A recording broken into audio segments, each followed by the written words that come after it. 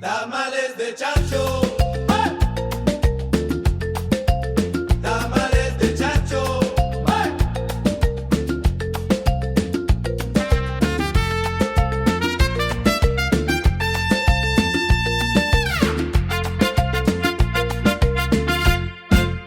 Preparamos la masa con el caldo de la costillita. ¡Qué rico! Hoja de plátano y vamos con el relleno.